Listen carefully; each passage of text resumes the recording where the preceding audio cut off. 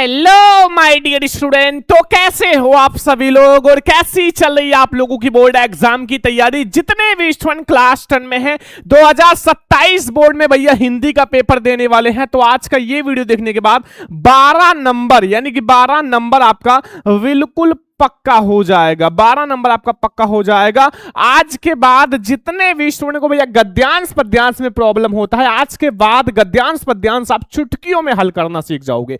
बस 2 मिनट में आप गद्यांश पद्यांश बिल्कुल आसान तरीके से आप लोग सीख जाओगे। ट्रिक के साथ आपको यह भी पता चल जाएगा किस चैप्टर से लिया गया है। आप तुरंत पहचान जाओगे कि गद्य के किस चैप्टर से है, पद्य के किस चैप्टर से है। वो मैं आपको ट्रिक समझाने वाला हूं। आज का ये 20 मिनट का वीडियो देखने के बाद आपका गद्यांश पद्यांश का 12 नंबर बिल्कुल पक्का हो जाएगा। बिल्कुल ट्रिक के साथ समझेंगे। जितने भी स्टूडेंट क्लास 10 में हैं 2027 में बोर्ड का पेपर देने वाले हैं, बोर्ड हॉल में जाने से पहले आप ये गद्यांश पद्यांश का वीडियो देख लो और आप लोग देखना कि आपका 12 नंबर बिल्कुल पक्का हो जाएगा। आज के इस वीडियो को लाइक करके शेयर कर देना और सब्सक्राइब भी कर लेना चैनल को, ठीक है। जितने भी स्टूडेंट क्लास 10 में है, यूपी बोर्ड परीक्षा क्लास 10 भैया हिंदी का पेपर, ठीक है, हिंदी का पेपर, ठीक है, देने वाले हैं। तो गद्यांश और पद्यांश, जो कि गद्यांश 6 अंक का आता है और पद्यांश भी 6 अंक का आता है। 12 नंबर इस वीडियो में मैं आपका पक्का करा दूंगा और संस्कृत का गद्यांश पद्यांश का भी ट्रिक बताऊंगा। तो बहुत ध्यान से देखना, ठीक है। मात्र अगर आप 1 मिनट में आप पहचान जाओगे, 1 मिनट में आप गद्यांश पद्यांश का 12 नंबर पक्का कर लोगे।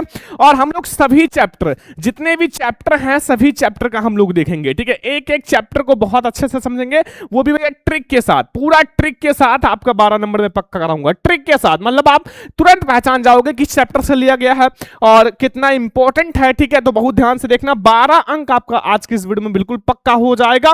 बहुत सारे बच्चे बहुत सारे क्लास देखते हैं गद्यांश पद्यांश का, उनको नहीं समझ में आता। ये वीडियो आपको भैया गद्यांश पद्यांश का बोर्ड एग्जाम तक एकदम से 12 नंबर पक्का हो जाएगा। आज आपने देख लिया, बोर्ड एग्जाम तक आपको याद रहेगा, ठीक है।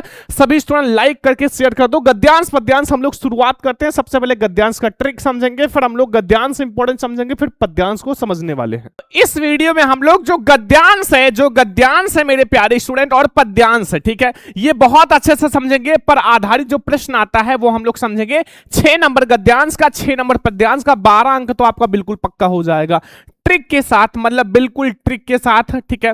लेकिन साथ में मैं आप लोगों को संस्कृत का संदर्भ सहित आपका जो हिंदी में अनुवाद आता है, जो कि आपके बोर्ड एग्जाम में गद्यांश और पद्यांश 2 आता है, तो 5 नंबर का गद्यांश और 5 नंबर का पद्यांश, 10 अंक ये भी इस वीडियो में पक्का करेंगे, ठीक है। टोटल हम लोग इस वीडियो में 22 अंक, कितना मेरे प्यारे लाडलो, 22 अंक इस वीडियो में पक्का करने वाले हैं। 22 नंबर हम लोग इस वीडियो में पक्का करेंगे। तो आज की इस वीडियो को बिल्कुल ध्यान से देखना, बहुत ज्यादा स्पेशल क्लास है, ठीक है। हम लोग 22 नंबर पक्का करेंगे। सबसे पहले हम लोग ये समझेंगे गद्यांश पद्यांश को, ठीक है। सबसे पहले हम लोग गद्यांश पद्यांश समझेंगे। जो गद्यांश और पद्यांश पे आधारित प्रश्न आता है, जब आप बोर्ड हॉल में जाओगे आपके हाथ में एक पेपर दिया जाएगा, एक पेपर दिया जाएगा, उसमें आपका खंड बा, जैसे ही आपका खंड बा शुरू होगा, जैसे ही आप लोगों का खंड बा शुरू होगा, उसमें आपका पहला ही प्रश्न रहेगा गद्यांश आपके पेपर में और दूसरा प्रश्न रहेगा आपका पद्यांश, ठीक है। आपका खंड बा में पहला ही प्रश्न आपका गद्यांश और दूसरा प्रश्न पद्यांश रहेगा। आपके बोर्ड एग्जाम के पेपर में ऐसा लिखा रहेगा, देखो, पहला प्रश्न लिखा रहेगा पाठ्यक्रम में निर्धारित गद्यांश पे आधारित प्रश्न। आपको 3 प्रश्न रहेगा, 2 अंक यानी कि 6 अंक आपको मिल जाएगा। एक गद्यांश रहेगा, इसमें 3 प्रश्न रहेगा और एक प्रश्न आपको 2 अंक देकर जाएगा। टोटल आपको भैया मिलेगा 6 अंक, ठीक है।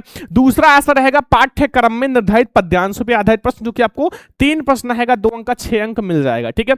ऐसे आपके पेपर में भैया लिखा रहेगा क्वेश्चन, ठीक है, पहला और दूसरा। सबसे पहले हम लोग समझेंगे जो गद्यांश आप लोगों के बोर्ड एग्जाम में आता है, गद्यांश को पहचानने का ट्रिक। आखिर बोर्ड एग्जाम में अगर गद्यांश आए तो हम कैसे पहचानेंगे ये पाठ कौन सा है और इसके लेखक कौन है, ठीक है। फिर हम लोग पद्यांश को समझेंगे, ठीक है। तो बहुत ध्यान से देखना, बहुत ज्यादा स्पेशल क्लास है। सबसे पहले हम लोग समझ लेते हैं गद्यांश का।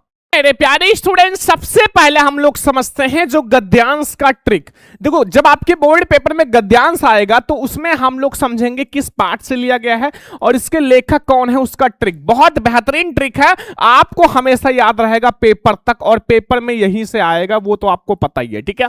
देखो, आप लोग ध्यान से समझना, नोट कर लेना, एक हिंदी की कॉपी छोटा सा ले लो, ठीक है, और जो जो मैं आपको पढ़ा रहा हूं उसका नोट बनाओ और अच्छे से उसको तैयार करो। देखो, सबसे पहला चैप्टर आप लोग लोगों को क्या है, मित्रता। ठीक है, सबसे पहला चैप्टर है मित्रता, ध्यान रखो। ठीक है, अब देखो मैंने क्या लिख रखा है, सबसे पहले ये जो ऊपर मैंने लिख रखा है ये पाठ का नाम लिखा है, और नीचे ये जो है ये लेखक हैं। ठीक है, ये कौन है, लेखक हैं।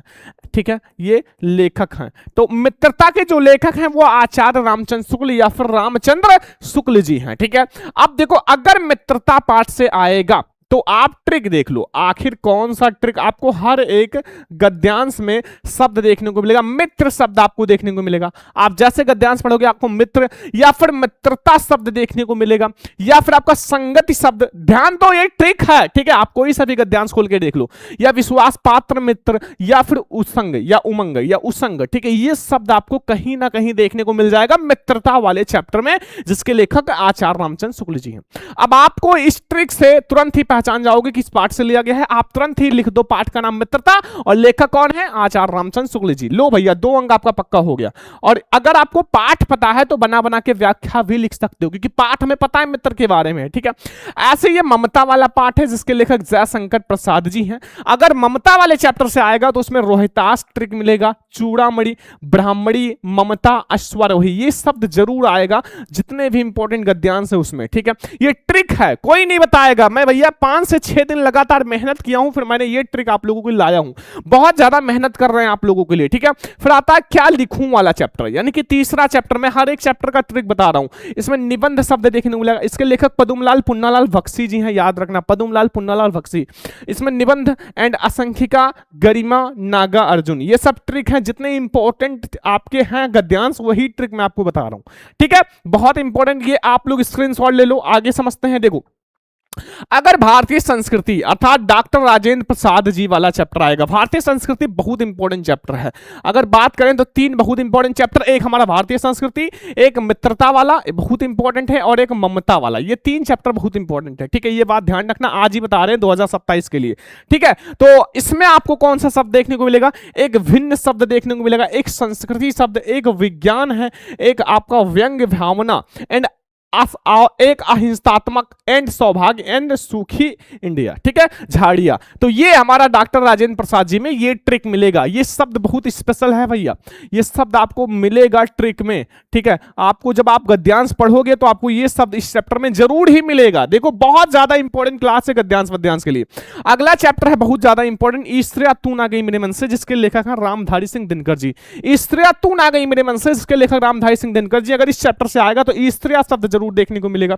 ठीक है, एंड निंद्रा शब्द आपको देखने को मिलेगा, साथ में प्रति दरिद्रता देखने को मिलेगा, एंड संसार व्यापी मूर्ति ध्येय, ये शब्द जरूर देखने को मिलेगा। ठीक है, ये शब्द जरूर देखने को मिलेगा। आज ही तैयार कर लो मेरे प्यारे स्टूडेंट, बहुत ज्यादा स्पेशल क्लास है। अगला लास्ट वाला चैप्टर अजंता, अगर अजंता वाले चैप्टर से आएगा तो जिसके लेखक है भगवत शरण उपाध्याय जी। उपाध्याय जी हैं, बहुत इंपॉर्टेंट, और इसमें आपको ट्रिक देखने को मिलेगा। एक तो पहाड़ रगड़कर चिकनी, यानी कि जो पहाड़ को रगड़कर चिकना बना दिया गया, ये शब्द मिलेगा। अहिंता, यशोधरा, वृत्त एंड मृग जातक, ये शब्द जरूर देखने को मिलेगा। ठीक है, अब ये हमारे हो गए ट्रिक, आप लोग स्क्रीनशॉट ले लो। फर्स्ट पेज ये है, मैं आपको पीडीएफ दे दूंगा, सेकंड पेज ये है। ठीक है, अब इस ट्रिक से आप 1 मिनट में जान सकते हो कि हमारा किस पाठ से लिया गया है और इसके लेखक कौन है। ठीक है, आपका ये 2 नंबर पक्का हो जाएगा। ठीक है, ये आपका बिल्कुल बहुत ज्यादा इंपॉर्टेंट ट्रिक है। आप लोग भैया ये बिल्कुल से तैयार कर लो, आप एक कॉपी में लिख लो। आप लोगों को मैंने जो ट्रिक बताया है बहुत ज्यादा स्पेशल है। अब हम आपको एक ऐसा गद्यांश बताते हैं जो बोर्ड एग्जाम 2027 में जरूर आएगा। ये गद्यांश बिल्कुल से तैयार करके जाना बोर्ड हॉल में। मैं आपको एक ऐसा गद्यांश बताने वाला हूं मेरे प्यारे स्टूडेंट, जो आपके बोर्ड एग्जाम के लिए बहुत इंपॉर्टेंट है, बहुत इंपॉर्टेंट गद्यांश है 2027 बोर्ड के लिए। ठीक है, बिल्कुल तैयार कर लेना, बोर्ड हॉल में जाने से पहले ये वाला बहुत ज्यादा इंपॉर्टेंट हमारा गद्यांश है। ठीक है, ये आपके बोर्ड एग्जाम में एकदम जरूर आएगा। ठीक है, मैं लिख देता हूं 95% चांस से आएगा। ठीक है, एकदम से, तो तैयार कर लो। फिर और जो इंपॉर्टेंट गद्यांश है वो पीडीएफ में आपको दे दूंगा। देखो, ये आप लोग समझो, कुसंग का ज्वर जो होता है सबसे भयानक होता है। आप लोगों ने अगर पहला चैप्टर पढ़ा होगा मित्रता वाला, तो ये वाला जरूर पढ़ा होगा।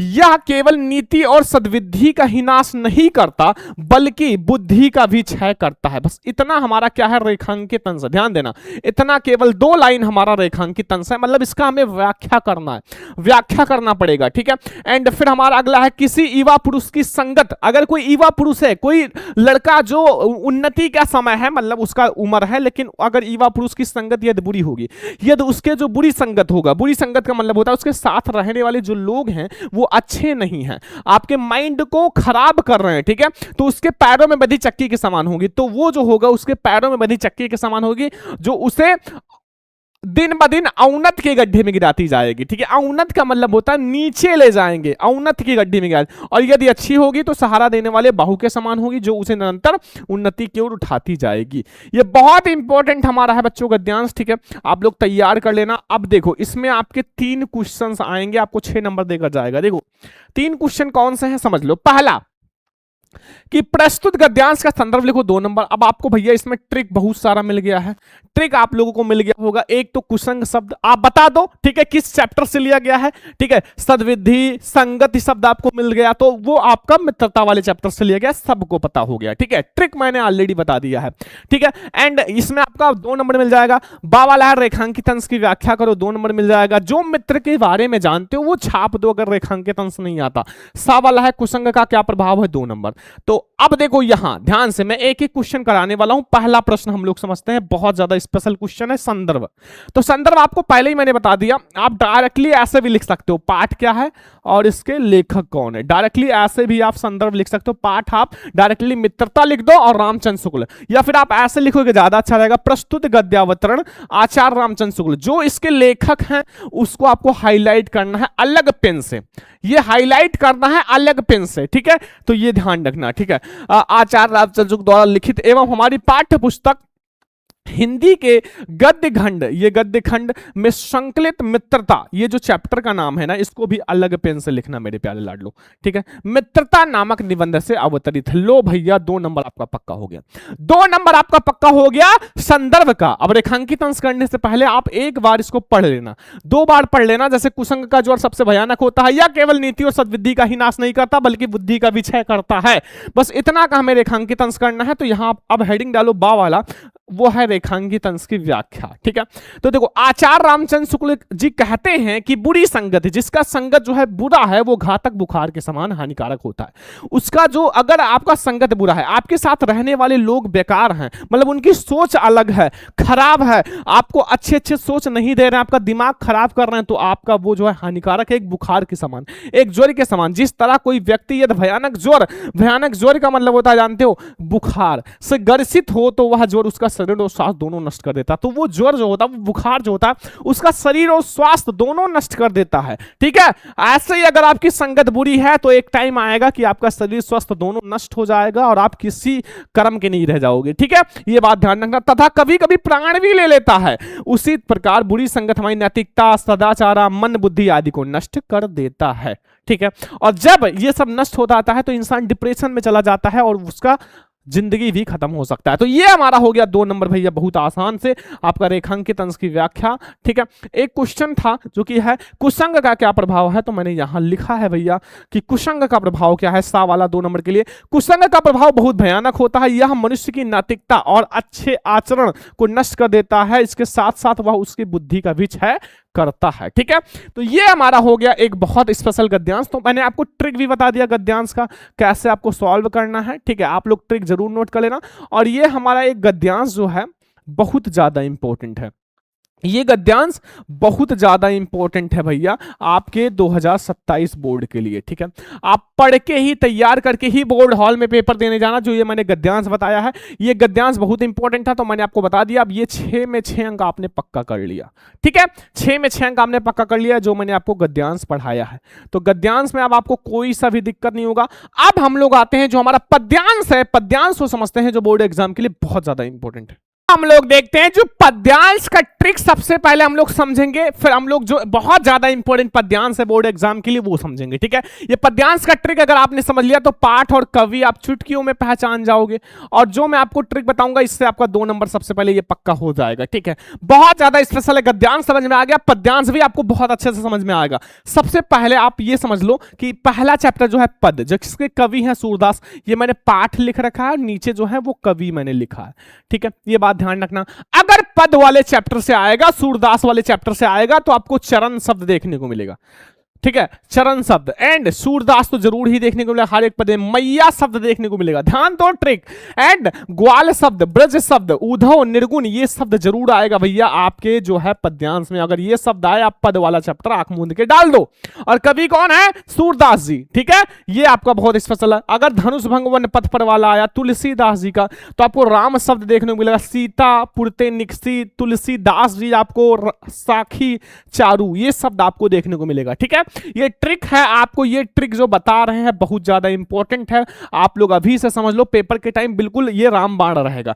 अब समैया, जिसके लेखक कवि रसखान जी हैं, अगर समैया वाला आएगा तो इसमें आपको मानुष, ग्वारन, रसखानी शब्द भी आपको देखने को मिलेगा, आखन, धूरी, ये शब्द आपको देखने को मिलेगा। ये आप लोग नोट कर लो, फिर हम लोग आगे बढ़ते हैं। बहुत ज्यादा स्पेशल क्लास है, आगे देखो। अगर भक्ति नीति वाला चैप्टर है, जिसके कवि जो है बिहारी लाल, सबसे पहले भक्ति नीति में आपको 2 लाइन का देखने को मिलेगा, आपको 2 ही लाइन का देखने को मिलेगा, चाहे दोहा हो या पद हो। ठीक है, 2 लाइन का, जैसे बढ़त बढ़त संपन्न सलिल मनि सरोज बढ़ जाए, घटत घटत सूर्य वर्ष मूल को मिला, ये 2 लाइन का है, जो कि हमारा सूर आपका बिहारी लाल जी का है। ये 2 लाइन में रहेगा, और जप शब्द, बढ़त बढ़त और दूसरा शब्द देखने को मिलेगा।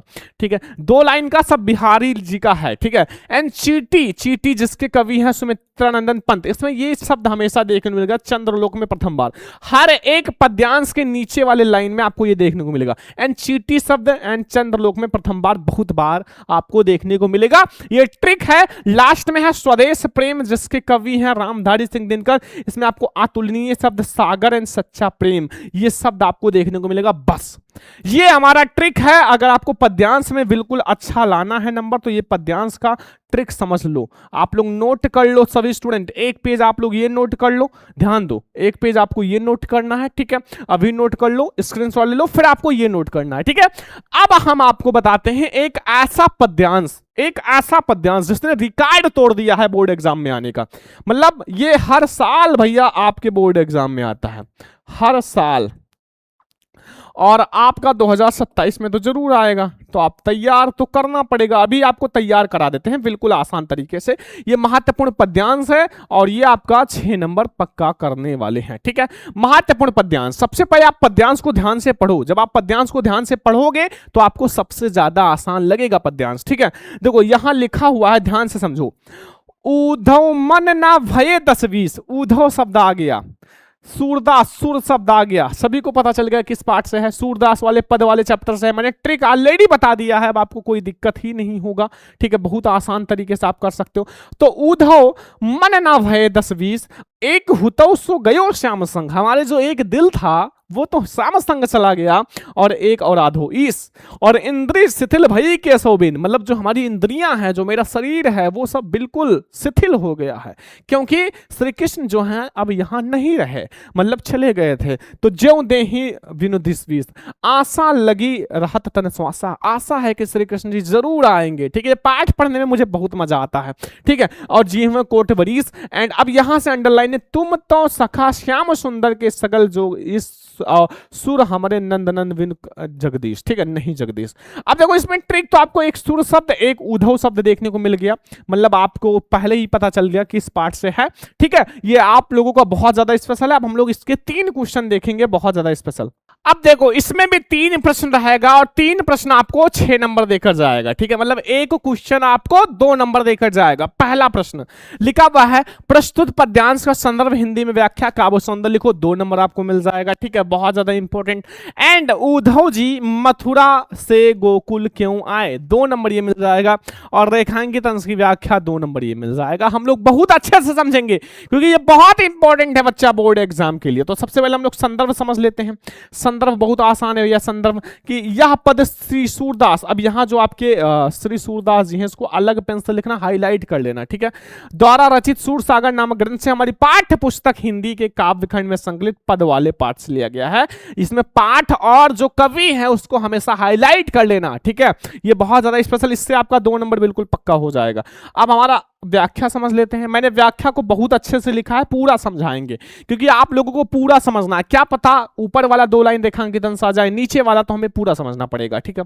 देखो यहां लिखा हुआ है कि गोपियां उद्धव जी से कहती हैं, जो गोपियां हैं उद्धव जी से कहती हैं कि हे उद्धव, हे उद्धव, हमारे मन जो है 10-20 नहीं है, हमारे जो मन है वो 10-20 नहीं है, सभी की तरह या सभी की तरह हमारे पास भी केवल एक मन है, ठीक है, और वह कृष्ण के साथ चला गया। मन का मतलब जो एक ही मन चाहा चीज था, वो कौन थे? श्री कृष्ण जी, वो भी चले गए।